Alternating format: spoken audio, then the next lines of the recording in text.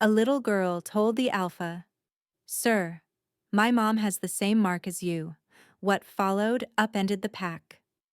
The weight of Ashmark autumn fog clung to Ironwood Ridge the way sorrow clings to a name. Alpha Rowan Ashmark stood on the parapet of High Den, the fortress rebuilt where fire once took everything.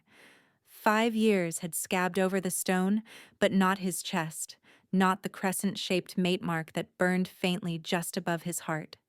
The Ashfang pack called him unbreakable. Inside, his wolf paced the cage of his bones, grieving Alara as if she'd vanished yesterday instead of half a decade ago. Below, the harvest fair unfurled like a banner, spice-scented smoke, bright stalls, fiddles and drums, children dashing between garlands of copper leaves. Advisors had shoved him toward it with the gentle force you use on a stubborn door. "Step into light," Beatacade said, "or it will forget you." Rowan obliged, because that is what leaders do, carry burdens even when they cut. He touched the scar again, that crescent of stubborn silver, and felt the strange, tender ache that never left. "You should have faded," he murmured to the mark. "The dead are supposed to let go." But the bond had never dimmed, and neither had the memory of the night flames ate his world. Alara, quick laugh, green gold eyes, a voice that could calm a storm, lost to smoke and collapsing beams. "Alpha?" a gate guard called. "The elders want you at the apple blessing." Rowan lifted his cloak, smoothed his expression into the mask that passed for peace, and descended the steps. Duty, he reminded himself, is the shape of love when love has nowhere else to go. The fair's bright noise. Crowds parted for him, reverent and wary. Vendors pressed gifts he didn't need into hands that could snap tree limbs. "Honeyed bread, my lord." "Mountain herbs for your table." He took each with thanks. Protection is a covenant, not a crown. His senses bit and bloomed at once. Copper pans ringing, cinnamon heat. The clatter of a puppet stage where wooden wolves chased painted hares and a wooden hunter winked at the crowd. He paused, unexpectedly winded by a child's shriek of delight, an echo of a future he'd once pictured. Cubs with Alara's smile, running the courtyard under a sky scrubbed clean by rain. He turned away from that ache and nearly collided with a troubadour in fox-red velvet. "Forgive me," Rowan said, steadying the man by the elbow. "None needed, Alpha." The bard's eyes skittered past Rowan toward the puppet stage. "All endings are beginnings if you whistle the right tune." "Not in my experience," Rowan said, but the bard only grinned, as if secrets made their own music, and melted into the press of bodies. A tug at his cloak. "Sir?" Pip, the miller's boy, held up a carved wolf whistle. "For luck, my ma says." Rowan crouched, accepted the whistle, put it to his lips. A single clear note floated up, and every dog in the square pricked its ears. "See?" Pip crowed. "Luck." Rowan almost smiled. Almost. The child with the forest eyes. Something small thumped his knee and bounced back with a surprised "oof." Rowan looked down into eyes like deep forest water, green ringed in gold, the exact shade that haunted his dreams. "Hi," the girl said solemnly, dusting sugar from her skirt. She couldn't be more than 6. Dark curls framed her face. A freckle dotted the bridge of her nose as if some playful star had tried to mark her and missed. "Careful there," Rowan managed, voice rough. She studied his throat with frank interest. Then her tiny finger rose, arrow true, to the crescent scar peeking above his collar. "My mom has one just like that," she announced, bright as bells. "Right here." She patted her shoulder with the practiced certainty of someone who checked it often. The square tightened around Rowan, sound stretching thin and strange. His wolf surged so hard he had to curl his hands into fists to keep them from shifting. That scent, wild mint and rain-wet fern, hit him a beat later. It braided through the child's skin scent like a ribbon through hair. Familiar. Impossible. What did you say? The words came out a rasp. The pretty Mooney mark. She pointed again, delighted to be understood. Mama keeps hers covered so people don't ask, but it looks like yours. Your mother, he said carefully. Is she here? Uh-huh. She's by the herb woman. We're visiting for the fair. She leaned closer, conspiratorial.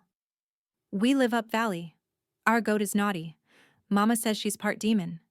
Name? He asked, barely human. What is your mother's name? Mom, the child said, offended by the trick. I'm Wren. She offered a small, sticky hand. Rowan didn't take it. He couldn't move. He could only follow the newly blazing thread of scent, mint, rain, and something like starlight, tilting his whole world toward a single inevitable point. A glimpse in green. He found the herb lane with no memory of crossing the cobbles. Stalls spilled bundles of rosemary and yarrow. Steam rose from cauldrons where elder wives stirred syrups the color of late sunlight. And there, turn of head, fall of hood, the tilt of a wrist that used to unmake him. Ilara. Alive. Her profile was a poem his body knew by heart. The small scar under her bottom lip where she'd bitten it during their first argument. The way she braced her foot when laughter threatened to take her knees. She lifted a jar to sniff, and the hood slipped just enough to reveal a silver crescent on the curve of her shoulder. Ilara's gaze flicked up, met his across 3 strides and 5 years. All language left his mind. Something raw and broken in him howled to be whole. She went white. Not surprise, fear. She dropped coins. They rang like tiny bells on stone. Then she moved. Not away from danger, but as danger moves. Fast, precise, cutting. Lanes through bodies as if she'd mapped each one before dawn. Ilara! Rowan roared. The crowd flinched, birds blew from rafters, a feathered storm. He surged forward, scattering baskets, shouldering past a shocked baker, and hit the alley mouth as her cloak vanished around a corner. He chased scent and shadow through lanes that had not changed since they were cubs stealing kisses behind rain barrels. He chased memory, her hand in his, her laughter at the crest of the old bridge, the way she whispered, "Stay." He chased until the scent hit brick and thinned to air. "Alpha?" Cade pounded up, breath fogging. "I heard—" Rowan could only shake his head. His hands were shaking too. The bond mark burned hot as fresh brand. "Alive," it said. "Alive," it screamed. And running. Days that wouldn't end. 3 days slid by like knives. Wren disappeared after the fair as if swallowed by fog. Ilara's scent untied itself from alleys the way dreams untie themselves from mornings. Rowan prowled high den until the servant stopped meeting his eyes. Cade's concern sharpened into warning. You can't tear yourself open and call it strategy. The child said the mark, Rowan answered, hoarse from not sleeping. She pointed where Ilara wears it. Marks can be forged. Cade regretted the words the instant they left him.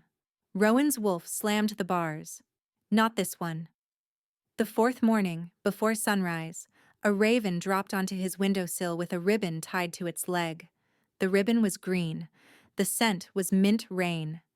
The note inside was 4 words in a hand he'd have known blindfolded. Don't follow. It kills. Beneath, a second line, cramped and hurried. Millbridge. 3 days. Noon. He stared until the ink blurred. Then he sent ravens of his own, dispatching scouts east and west, doubling guard rotations, quietly marking a perimeter around Millbridge so porous a leaf could pass and so tight a ghost could not. Careful, Cade warned, reading the storm in Rowan's shoulders. If it's a trap. It is, Rowan said simply, and I'm going anyway. The cottage with blue smoke Millbridge drowsed at the valley's crook, roofs bearded with moss, the river lifting mist like a veil.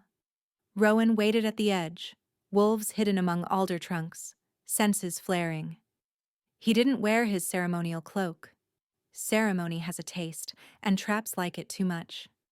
Alara stepped into view with the caution of a hunted thing. Wren clung to her skirt, eyes big and solemn. The girl saw Rowan first and waved so vigorously she almost toppled. "Hi, sir! We found the goat!" Alara's mouth tightened. She gathered Wren into her arms and turned, not toward the village, but toward the tree line. The old sawmill stood beyond, long since surrendered to ivy and swallows. Rowan matched her course and speed without seeming to move, then slid ahead, planting himself at the mill's crooked door. "Enough," he said quietly. "Running won't change. The question, why?" Alara stopped 3 paces away. Wind combed a loose curl across her cheek. She didn't push it back. Wren peered over her shoulder at Rowan with frank curiosity, then yawned. She was small enough that her shoes knocked gently against Alara's knees. "Inside," Alara said, "where ears can't buy and sell us." Rowan nodded, stepped aside. The mill smelled like old grain and river damp. Light cut the dust into gold. He made himself hold still, hands open, palms empty. He could have crossed those 3 paces in half a breath. He could have taken her face in his hands and demanded the 5 lost years back. He could have fallen. "Ilara," he said, and nearly did. A name like a knife, and a bandaged wren fell asleep on a burlap sack within 3 minutes, because children know how to abandon storms. Alara set her down and stayed kneeling while she spoke, as if moving might break the words. "Her name is Wren," she said. "She likes plum jam and naming clouds. Her goat is, in fact, part demon." "And her father?" Rowan asked, careful as a man handling glass. Alara's eyes didn't flinch from his. "You," she said. "Of course you. Do you think I'd put your mark on my skin and not carry your child in my blood?" Air left Rowan like he'd been struck. He looked at the sleeping girl, at the freckle and the stubborn mouth he recognized from his own mirror. A bright, improbable warmth detonated in his chest, a star going nova in a winter field. "Why run?" he asked, rough. "Why let me burn the world looking for bones that weren't there?" "Because we would both be dead if I didn't." Alara exhaled as if the breath had teeth. "The night of the fire wasn't mischance. The runes in our chamber were designed to turn our bond into chains. I couldn't break them until Elder Mira came, and by then the ceiling was falling. I crawled out through smoke while our home died. I ran because the one who laid those runes watches your every breath. I ran because if he knew I lived and carried your air, he would salt the ground with our names." Rowan closed his eyes a moment. "Who?" Ilara's mouth shaped a name like a bladed thing. "Dorian Vale. High Counselor, tutor since Rowan's adolescence, the man who had handed Rowan his coronation cloak and whispered, 'Lead well, boy.'" Rowan's wolf went silent, the dangerous quiet of deep snow over a crevasse. "Prove it," he said, "because justice requires more than fury." "I can," Alara answered, "but proof will want blood." The map of a snare. They planned with the cruel tenderness of surgeons. Alara drew the rune pattern on the mill's dusty floor with a willow switch, each stroke careful. "See how the crescent twists?" she said. "It's meant to echo a mate mark and subvert it. Make love, do the binding." Rowan crouched beside her, jaw set. "How did you survive this kind of malice alone?" "I didn't," Alara said. "Mira dragged me through smoke, then hid me with the river witches until I could stand without shaking. After Wren was born, I learned 300 ways to vanish before dawn." "And now you came back?" Rowan said. "Why?" Alara looked at their daughter. "Because she asked where her father was. Because the world does not get to take everything." Rowan's voice softened, wrecked. "You could have sent word." "I did." She nodded toward the raven ribbon, green as the first leaves. 6 times. Dorian stopped 4. 2 never returned. Rowan's mouth hardened into something that wasn't a smile. Then we make sure no raven he sends ever lands again. They cut the snare with a counter snare. Rowan returned to High Den and let Dorian see exactly what he wanted. An alpha finally willing to move forward to seek alliance through a convenient new match. Invitations flew, cooks butchered 3 boars, 100 candles were dipped, and rumor blossomed into certainty. The alpha would announce a betrothal under the full moon. Fools love ceremony, Alara murmured, hidden in Mira's cottage, practicing the counter-chant until her voice smoked at the edges. Ceremony loves witnesses. And wolves love endings, Rowan said. Let's give the right one to the right story. Gilded tables and loaded cups. The night of the feast, High Den glittered like frost. Nobles arrived smelling of cedar and coin. Dorian Vale moved among them like a benevolent uncle at a winter wedding, smiling, touching shoulders, arranging people as if they were chessmen made of flesh. His hair had gone from black to iron gray these last years. The change suited him in the way patina suits a blade. Rowan descended the stair in formal black, wolf just behind his eyes. Applause rose, fell. He felt like a storm trapped in a bottle. Somewhere beyond the torches, Mira waited with a cedar casket.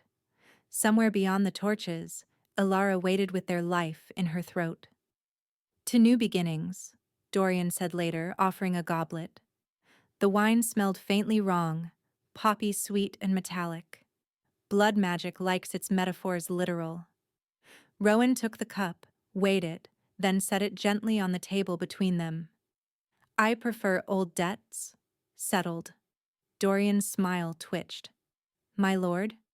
How did you enjoy the harvest fair? Rowan asked in an almost conversational tone. I hear the puppet show is educational. Wooden wolves, wooden dragons, wooden loyalties. Dorian's eyes went still. You're tired. Big nights take their toll. Rowan nodded toward the far doors. Come. Let's tire me properly. Sir Cade's hand rested easy on his sword as he and 2 sentinels closed the hall's side doors. The murmurs went thin and curious. Mira stepped forward, set the cedar casket on the table, and opened it. Rune-etched stones lay inside, scorched black and humming faintly, evil's echo trapped in rock. Treasures from a tomb, Mira said, voice clear. The pattern in the Ashmark bedchamber floor. Color bled from Dorian's face and did not return. The past speaks aloud. Alara crossed the threshold. No cloak, no hood, just the woman who had every right to haunt him and chose to stand instead. A ripple moved through the hall like wind through wheat. One lord dropped his goblet. Another crossed himself with a gesture older than the chapel. Impossible, Dorian said. But the word had the shape of a prayer, not an argument. Nearly, Alara agreed. Her mark shone through the gauze at her shoulder, silver alive within skin. But here we are. Rowan didn't look away from Dorian as he spoke to the room. A traitor carved runes into my chamber to corrupt a bond and make a pyre of a bed. He miscalculated. He forgot that love breeds stubbornness. He gestured. Mira. The elder lifted her hands. The broken pieces rose and arranged themselves in the air, a ghost of the original circle. The pattern glowed the sick color of old bruises. The hair on Rowan's arms lifted in warning. Name this magic, Cade said, because ritual demands a witness's question. Blood magic, Mira answered. Lunar tide, anchored to a mark it attempts to mimic, and keyed to a signature. She turned to Dorian. Yours. Dorian tried for laughter. It shredded itself on his teeth. Conjurer's tricks and village gossip. Mira's eyes softened, pity cutting sharper than scorn. Put your hand on the stones, counselor. No. Then I will put mine, Alara said, and reached through the violet hum before Rowan could stop her. Pain snapped her upright. The rune light seized her like wire. Rowan's wolf roared. Time thinned to a single bright line, chains that thought they were smarter. The trap woke fully, as traps do when they smell blood and old intention. Invisible bindings bit Alara's spirit. The glow at her shoulder guttered, then flared. Rowan stepped into the circle without hesitation. It hit him like a forge. The bond twisted between them the way a river twists when forced through a culvert. "Together!" Mira shouted, voice a bell in a hurricane. "Hold the thread where it is truest." Rowan found Alara's hand by memory rather than sight. Her fingers were cold and slick with sweat. His were shaking. "With me," he said, on 3 breaths. In, out. Hold. They did. And the light that sprang from their joined hands was not clever or barbed or old. It was simple and stubborn and clean. It was a promise made under spring rain and kept through winter. Dorian, seeing the circle's obedience falter, slashed his palm with a hidden blade and flung the blood toward the pattern. Rune light surged, violet turning almost black. "Kneel!" The spell hissed through every stone in High Den. "Break!" Rowan bared his teeth. "No." The word cracked like a green branch. Alara's mark burned pure silver now, refusing every hook the spell sank into it. The circle shook itself apart one fracture at a time, like ice under April's first true sun. "End it," Alara gasped. "Gladly," Rowan said, and pulled. What breaks, what doesn't sound like, shattering crystal. Light, like thrown stars. The circle went from there to gone in less than a breath, and left behind only the smell of cold iron and the dizzy hush of after. Rowan held Alara upright with both arms, feeling her ribs rise and fall against his chest, the simple miracle of breath turning into future. Guards had Dorian by then. He looked smaller suddenly, a man stripped down to the mean shape of his wanting. "You are a child with a crown," he said to Rowan, voice gone thin. "You needed me." "I needed truth," Rowan said. "You served me poison and called it counsel." Mira snapped closed the cedar casket. The last of the rune murmur snuffed out like a sulk. "What you didn't understand, Dorian, is that a mate bond isn't a lock you can pick. It's a door 2 people keep choosing to open." "Spare me the poetry," Dorian spat. "Poetry kept us alive," Alara said, and that shut him up. Rowan looked to Cade. "Hold him. Convene the council at dawn." "Exile?" Cade asked softly. "Wolves die. Stories don't," Rowan answered. "Let him be the right kind of lesson." He turned back to Alara. Ren stood at the doorway, pinching her eyes hard to keep from crying, and failing gloriously at it. Rowan crouched, opened his arms. She barreled into them both, making a tangle that felt like home. "Hi, sir," she said into his collarbone, hiccuping. "Are we done running now?" "We are," Rowan said, and meant it all the way down. The ceremony without trumpets. There was no wedding. There had never been an unwedding. There was a restoration. Mira spoke words older than the hall's oldest stone. Alara answered with a voice still smoky at the edges from counterspells. Rowan swore again what he'd sworn before the fire. Shield, shoulder, share. The pack watched with damp eyes and the kind of silence that counts as prayer. Ren stole 3 honey cakes from the offering table and fed one to the part demon goat she had smuggled onto the terrace. The goat attempted to eat Rowan's cloak tassel in gratitude. Cade intervened before High Den gained a legend about Aluna's coronation toppled by livestock. After the rites, Rowan and Alara walked the battlements. The night was clear enough to see every nail in every star. "Your wolf?" he asked quietly. "Sleeping less," she said. "Waking more. She stretched today." Alara's laugh curled, surprised by its own brightness. "I'd forgotten the sound I make when she yawns." Rowan rested his knuckles against the old mark over his heart. It had stopped aching. It felt warm, as if someone had placed a candle there and told it to burn steady through storms. "Stay," he said, because consent is a habit and a sweetness. I'm tired of leaving, Alara answered, and linked her fingers with his. New doors in old walls change came like spring, slowly, then all at once. Children from the human village began running through High-Den's courtyards like dandelion seeds. Wren appointed herself their mayor. She declared the central stair a waterfall and made everyone go up it as if swimming. Nobles who had once believed humans existed to harvest grain found themselves learning stickball from a baker's apprentice. Alara reworked the healing wing with Mira into a place where herbs and runes shared shelves rather than fought for them. "What help do you have?" she asked each new patient. "And what help do you want?" People started answering with both. Rowan revised the patrol maps, opening old paths to new feet. He took counsel at longer tables. He slept. Not long, not yet, but honest. Nightmares came and left without setting fires. Dorian's name became something adults said low, and children said with the pinched bravado of those trying to understand a ghost. Rowan didn't forbid the speaking of it. Airing rot is how wood heals.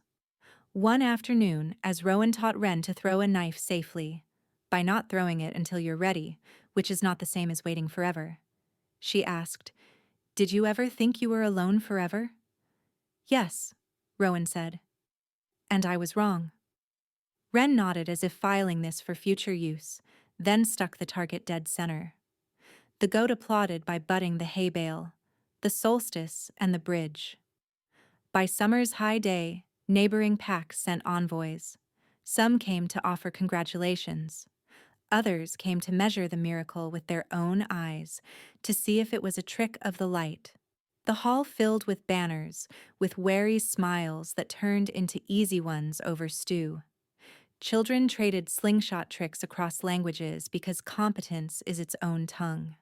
Alara drafted a compact with the Eastern Marsh rites that recognized fishing rites and water spirits in the same paragraph. "If you build a bridge," she told their reed-crowned chief, "make sure it's for more than carts." "What else is a bridge for?" he asked, amused.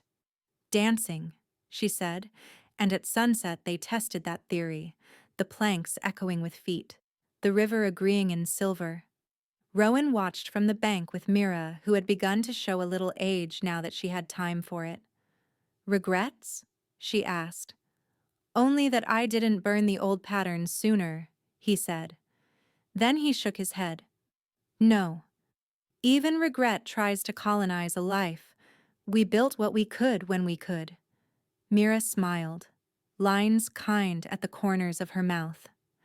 "Wise wolves learn to forgive their younger teeth."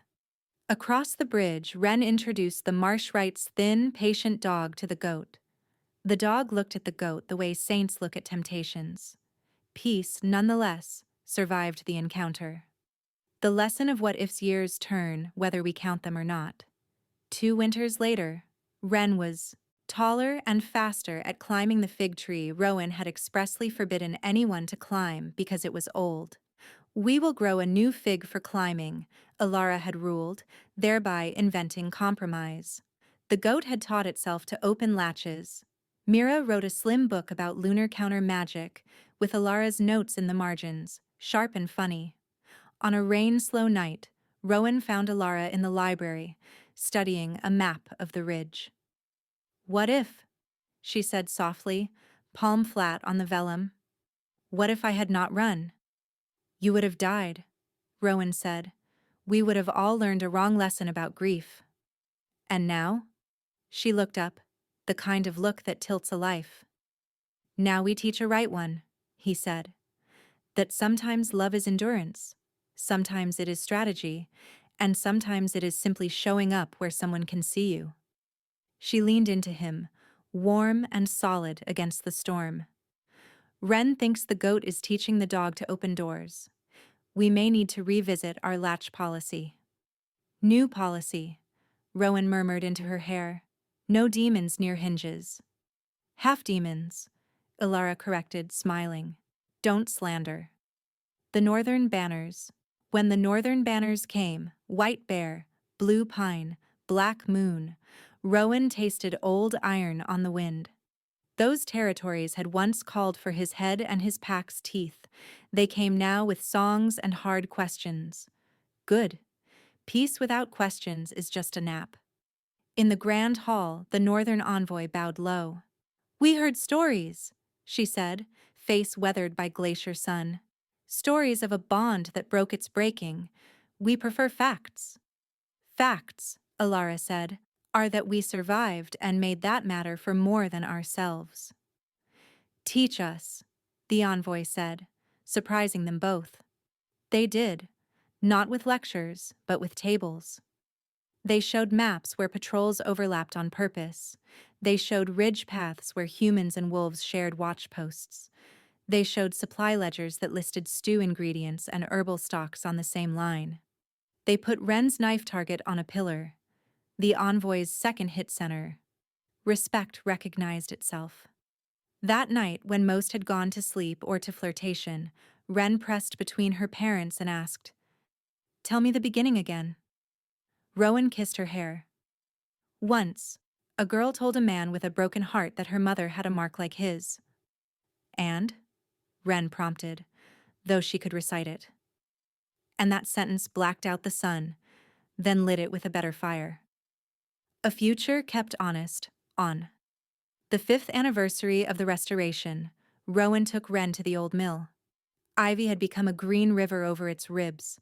Swallows used the beams as pews. He touched the dusty floor where Alara's switch had traced the ruined rune. Dust took the touch and gave nothing back. Good. "Why come here?" Ren asked, quiet in the way children reserve for holy places. "To remember not to forget," Rowan said. "That fear has hands, and so does courage." She nodded, serious. "I still remember the fair," she whispered. "Your eyes were like when the mountain pool gets dark." I didn't know why. "I do," he said. "And I like the other way better." They walked back slow, stopping to throw pebbles at river knots. At Hayden, Ilara met them with a basket and that look that turns a day into bread. "Lunch," she announced, "and after, Mira wants to test Ren's dream sight again." Ren made a face. "I don't like telling her the colors. They don't have names." "Then name them," Ilara said simply. "That's what people do when they find something the world forgot to label." Ren considered, then grinned. "Okay." Rowan watched them go and thought, some endings are as soft as a hand finding another in the dark, and as hard as choosing, again and again, to hold. The day the goat found the gate. Because even epics need ridiculous chapters, the goat learned the outer gate latch. It escaped, joined a traveling acrobat troupe for 3 hours, and returned with a small bell around its neck and a taste for applause. Ren claimed this was a sign the goat was seeking self-actualization. Cade threatened to self-actualize it into stew. Peace prevailed. The bell stayed. The acrobats performed that evening in the courtyard. One threw knives that wrote the moon in the air. Another walked a rope like a line someone had drawn to the future. The troop's leader bowed before Ilara. "We've an opening," she said, "for someone with wrists like Willow." Ilara looked at Rowan. Rowan looked at Ren. Ren looked at the goat. "We like it here," Ren said decisively. "Also, the goat's contract has a non-compete." Laughter is the sound of a fortress exhaling. Ever after, everyday years will keep doing what they do. Piling up, teaching, sanding down, sometimes cutting, sometimes polishing. Rowan grew a little gray at the temples. It looked like frost and suited him. Ilara's laugh deepened, a richer bell. Ren learned to read the weather 2 days ahead and feelings half an hour before they happened. The goat persisted. When strangers asked for the short of the long tale, the Ashfang told it in one clean sentence. A child's honest sentence cracked a curse built by clever men. When friends had time, they told the rest. They spoke of a mark that refused to fade and a bond that isn't a chain, but a door. They spoke of a counselor who forgot that power without mercy is just fear in a cloak. They spoke of a hall that broke, and a bridge that danced. They spoke of an alpha who learned that strength is sometimes gentleness with teeth, and of a Luna who taught a fortress to open its gates for games.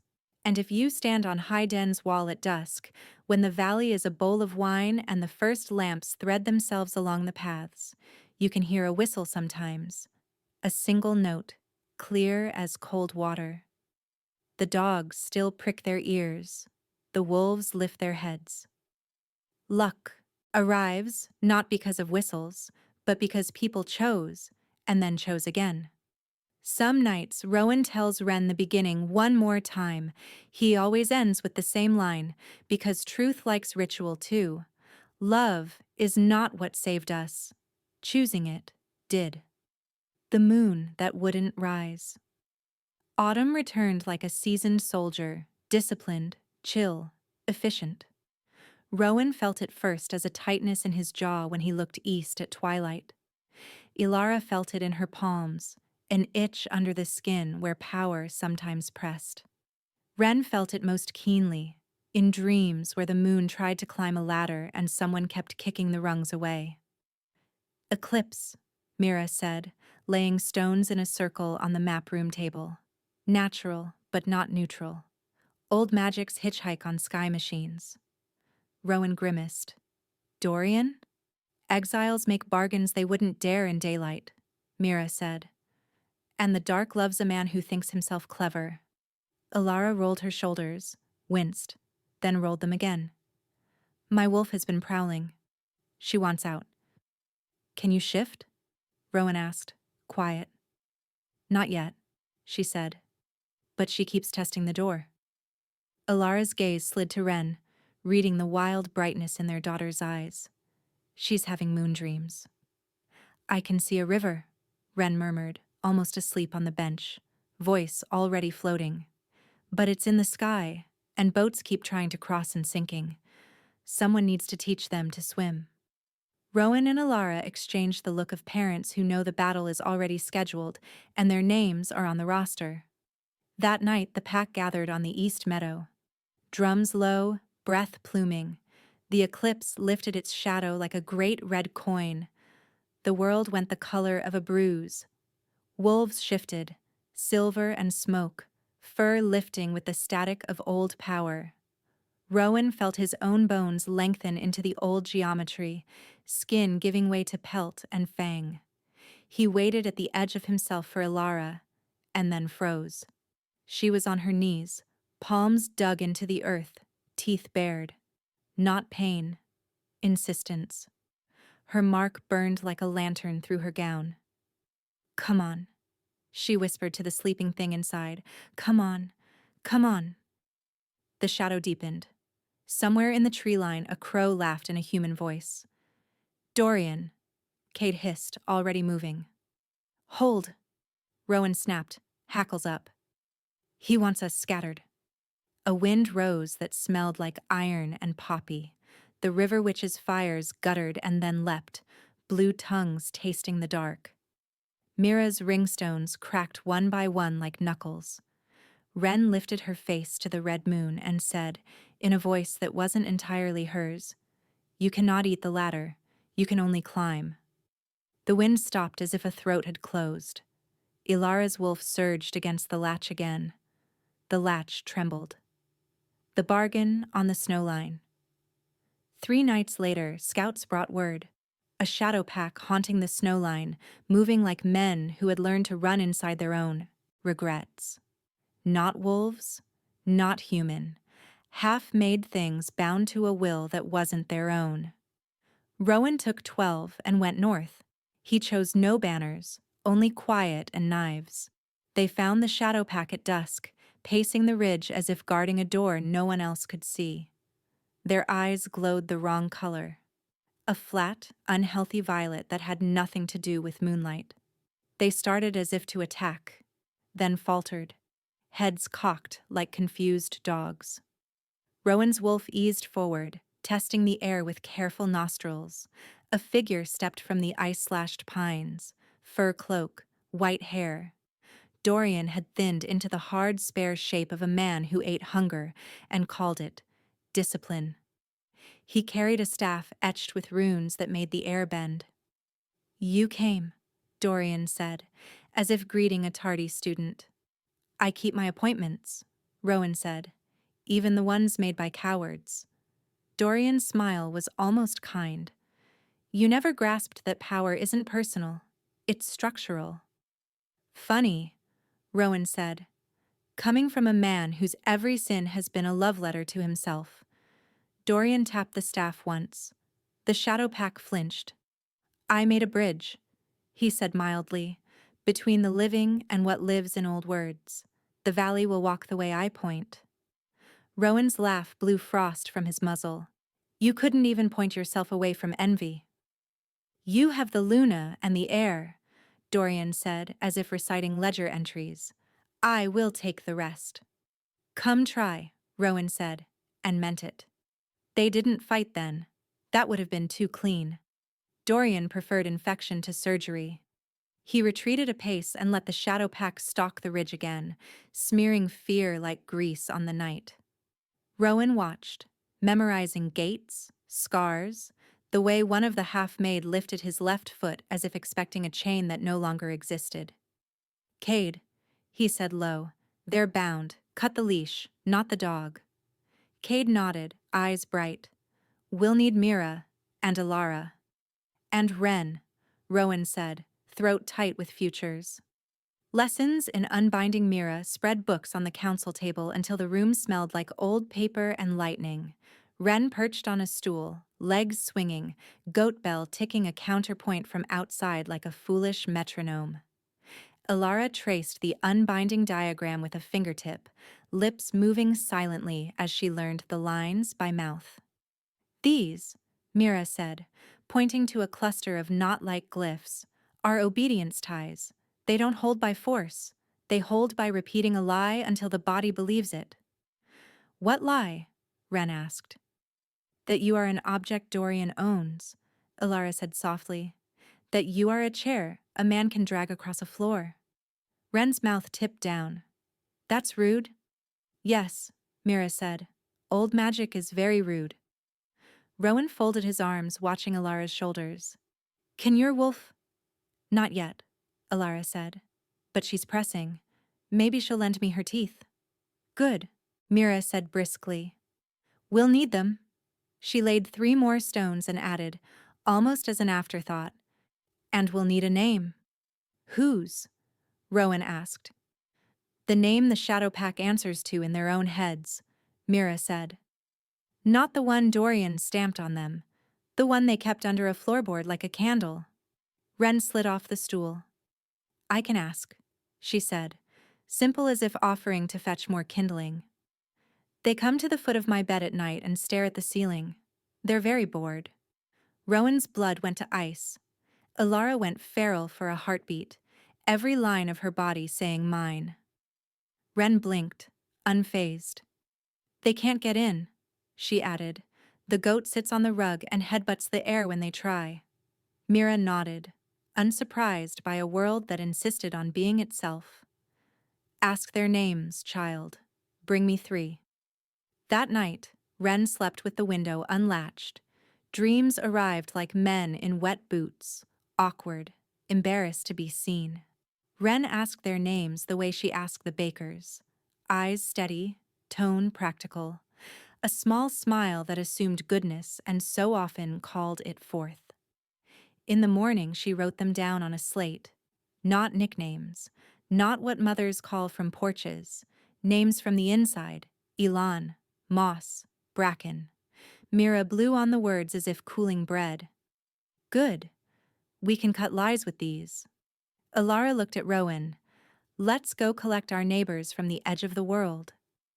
The work of breaking chains. The ridge was glass and wind, the kind of cold that made knuckles honest. Rowan's party approached with no banners, only Mira's circle and Ren's slate, and Alara's steady, unshifted stride. Dorian waited, posture the very picture of patience. "Back for your lesson," he said. Ilara stopped where the pines began. I'm here for my people, she said, voice like frost over water. Not for your lectures. Your people?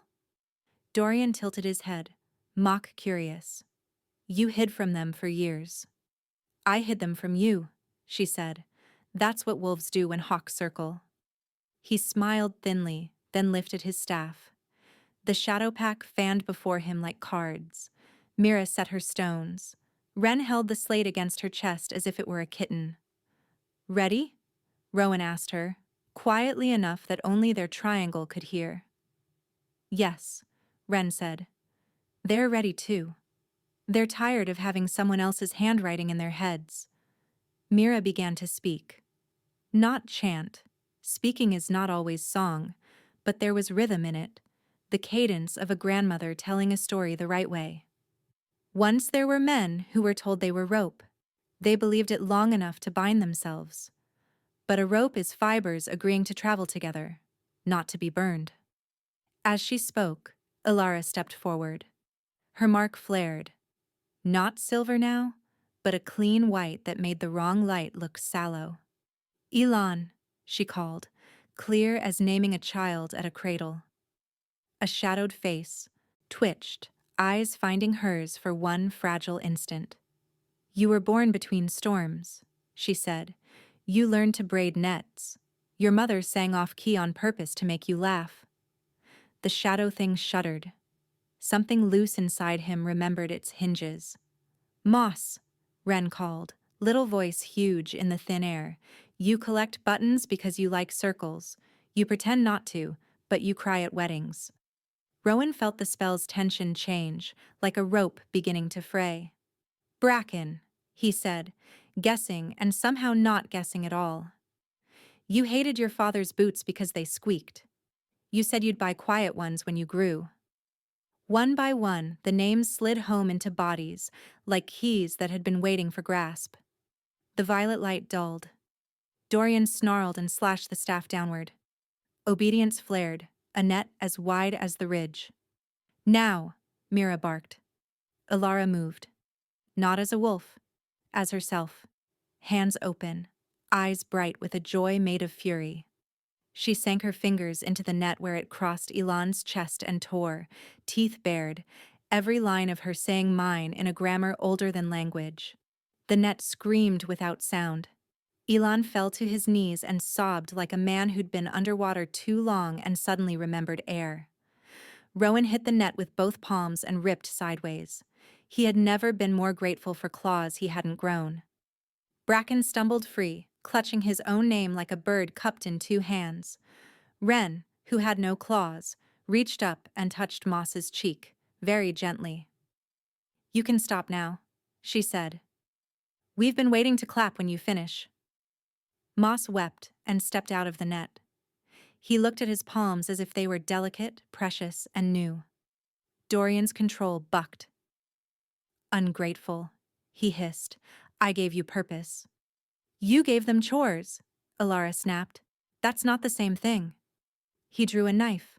The knife and the latter Dorian moved like a man whose body had been coached into cruelty. The blade angled toward Wren with the inevitability of a falling stone. Rowan was closer and still too far. Ilara leapt and would have reached him if the mountain hadn't shifted under her foot. Mira threw a curse that made the air itself spit. Wren lifted the slate without thinking. Dorian's knife struck it full on. Slate split. The knife spun and vanished over the ridge. For one ridiculous heartbeat, they all stared at the broken halves, as if the world had ended in chalk dust. Then Dorian lunged bare-handed. Rowan met him mid-step, shoulder to chest, and they went down in a tangle of rage and history. Dorian fought like a man who needed the fight to justify the man. Rowan fought like a wolf guarding a den. There was no art in it, only decision. End it, Ilara said, breath fogging, not a command but a permission, and Rowan did, without killing. He took Dorian's right hand the way you take a weapon from a child. Firm, absolute. Bones cracked. Dorian screamed a hole in the air. Mira tapped the staff with her heel as if pitting fruit. The runes died with a sound like bees giving up. The shadow net dissolved into a fall of ash that wasn't ash at all, just old words losing interest. Wren, face pale but steady, looked at the broken slate in her hands and giggled a little hysterically. "We can name more later," she said. "I remember them." Alara gathered her close, shaking now only because she had time to. Rowan hauled Dorian upright and stared into eyes that finally looked like a man's, and not a philosophy's. "Exile wasn't lesson enough," Rowan said. "Try silence." He gagged Dorian, bound him, and sent him down valley under guard, not to a cliff's edge but to the kind of long, ordinary life that forces a man to look at himself when the magic is gone. Elan, moss, and bracken blinked at the sky like prisoners stepping through a door. Behind them, the others, no longer shadow, not yet sure how to be men, waited for instructions. Alara stepped into that space like a road. "Come on," she said, voice not unkind. "We'll start with stew. The rest follows." The night she ran on 4. The eclipse debts came due under a clear winter moon.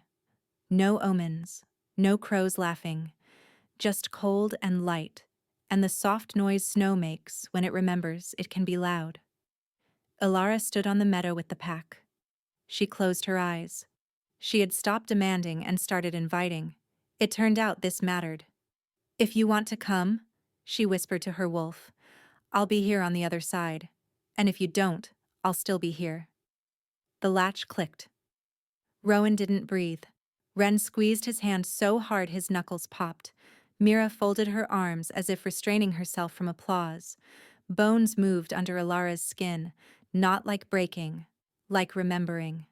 Fur blurred over shoulder, down spine, the clean physics of transformation resolving into something any child could draw with a single joyful line, a she-wolf the color of midnight snow. She lifted her muzzle and laughed the way wolves laugh, a sound that makes honesty out of the air. She ran. Rowan ran with her, a big ash gray beside a midnight one. The pack flowed after like a river that had always known this course. Wren whooped, a human sound that the wolves took as excellent choreography. They tore up the meadow, along the tree line, over the old bridge that had seen dancing and now saw flight. Alara cut left where the path narrowed. Rowan matched her, then gave her space, the way you do for a partner who is telling a truth with her body. They stopped at the ridge to look back. High Den glowed warm in the valley like a living thing. Alara pressed her shoulder to Rowan's. He pressed right back. No words. None needed. When they returned near dawn, Alara shifted back with a grin that would fuel ballads and tucked herself under Rowan's arm as if she'd invented the space there. "Hungry," she said. "Stew," he promised. "Bread, honey." "And a new slate," Wren said, bouncing. "Mine died heroically." "2 new slates," Rowan said grandly. "One for knives, one for names." The Treaty of Brightwater Spring wrote a green script across Ironwood Ridge. The men unbound from the shadow net learned how to carry buckets and apologies. Elan apprenticed to the smith. Moss opened a button stall and sold out of circles 3 market days running. Bracken tended the old orchard and learned to fix squeaks with oil and patience. Rowan convened a moot that invited humans, witches, wolves, and the marsh rights to the same table, and did not let anyone rearrange the seating chart to suit their old grudges. The treaty that grew there took 3 weeks and one spectacular argument about fishing rights that ended when Wren suggested a calendar, and the marsh rights admitted that was both elegant and annoying. They called it the Treaty of Bright Water, because names matter and so do aspirations. It codified what they had been doing already: shared patrols, shared markets, shared consequence. It outlawed blood magic with penalties that were not symbolic. It recognized that some spirits want offerings, some want jokes, and some want to be left alone. Dorian's name did not appear. He had been replaced on paper by a sentence that began, "Any person who," and ended with, "will be kept from all offices near power and given honest work near vegetables." Alara signed with a hand that did not shake. Rowan signed with one that did. A little, but only because the moment was bigger than his skin. Ren doted the iron bright so hard the ink blot looked like a tiny moon. Mira looked out the window while they dried the pages. "We made a bridge," she said. "Remember to dance on it." That night they did. Lanterns strung from sill to sill. Fiddles went fast, then soft, then faster again. Ren taught Elan to waltz. Moss mended a torn sleeve without being asked. Bracken laughed at something Cade said and didn't apologize for it. The goat tried to eat the treaty and was bodily removed by 3 children and 1 extremely dignified witch. The quiet. After the song piece is not a statue, it's a garden. It needs watering. It needs weeding. It needs people to notice when the fence is down and the neighbor's squash is wandering through. Rowan learned to love the small chores, checking hinges, hearing disputes about berry patches without yawning, letting his hand rest lightly on Alara's back when she argued policy with a man twice her size and half her flexibility. Alara took Ren to the old mill and showed her the place where fear had almost nested permanently. "We keep this door," she said, touching the threshold, "so we remember that it opens both ways." Ren nodded solemnly. "I think the goat wants to live here." "The goat wants a temple," Ilara said dryly. "It will settle for a throne." They walked home slow, eating apples that tasted like sunshine stored for winter. The ridge was green and gold. The river wrote its endless sentence and did not worry about punctuation. When they reached High Den, a raven was waiting with a ribbon that was only green because leaves are green, not because it meant anything except that color exists. Alara laughed, took the ribbon, tied it in Ren's hair. That night, Rowan told the story again on the terrace while the first stars eavesdropped. He did not shorten it. He did not embroider it. He told it as it had happened. The fair, the child, the mark, the running, the plan, the unbinding, the laugh of wolves under a clean moon. When he reached the part about the slate and the knife, Ren held up her new slate and grinned. "Love didn't save us," Rowan said, finishing as always. "Choosing it did." He looked at the 2 people who had taught him that the sentence has to be lived again each day or it sours in the mouth. "We will keep choosing." Alara leaned her head on his shoulder. "Every morning," she said. "And after lunch," Ren added helpfully. "And after someone feeds that goat," Cade muttered from the doorway, which only made them laugh harder. The valley breathed. The moon climbed without anyone kicking its ladder. In the distance, dogs pricked their ears at a single clear whistle. And luck, stubborn, ordinary, exquisite, arrived as it tends to, because the door was open. The end. If you believe in love that survives fire, fate, and even its own ending, don't forget to subscribe for more paranormal romances where the heart always finds its way home.